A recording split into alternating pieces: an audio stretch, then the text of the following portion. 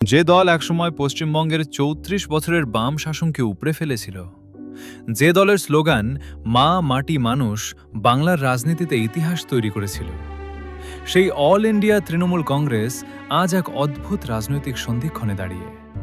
একদিকে যেমন দল গত নির্বাচনগুলোতে বিপুল জনসমর্থন নিয়ে ক্ষমতা ধরে রেখেছে, অন্যদিকে তেমনই ভেতরে ভেতরে চলছে ভাঙন, দলবদল আর গোষ্ঠীদ্বন্দ্বের এক অন্তহীন খেলা। কিন্তু কিভাবে জন্ম হয়েছিল এই তৃণমূল কংগ্রেসের?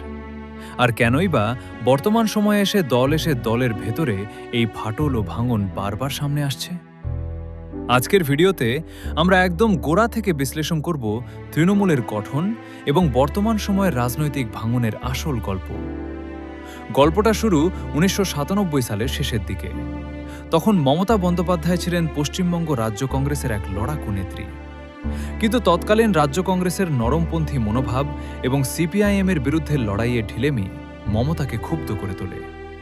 তিনি বুঝতে পেরেছিলেন বামফ্রন্টকে হারাতে হলে কংগ্রেসের চাদর থেকে বেরিয়ে সম্পূর্ণ নতুন এক শক্তির প্রয়োজন। ১ জানুয়ারি ১৯৯৮ মমতা বন্দ্যোপাধ্যায় গঠন করলেন অল ইন্ডিয়া তৃণমূল কংগ্রেস। দলের প্রতীক হল জোড়া ফুল। শুরু হলো এক নতুন লড়াই। ২০০০ সালের পর থেকে সিঙ্গুর এবং নন্দীগ্রামের জমি আন্দোলন তৃণমূলকে বাংলার সাধারণ মানুষের মনের একদম কাছাকাছি নিয়ে যায়। ফলাফল ২০১১ সালের ঐতিহাসিক পরিবর্তন। ৩৪ বছরের দীর্ঘ বাম শাসনের অবসান ঘটিয়ে বাংলার মসনদে বসেন মমতা বন্দ্যোপাধ্যায়। জন্ম নেয় এক নতুন রাজনৈতিক শক্তির সাম্রাজ্য।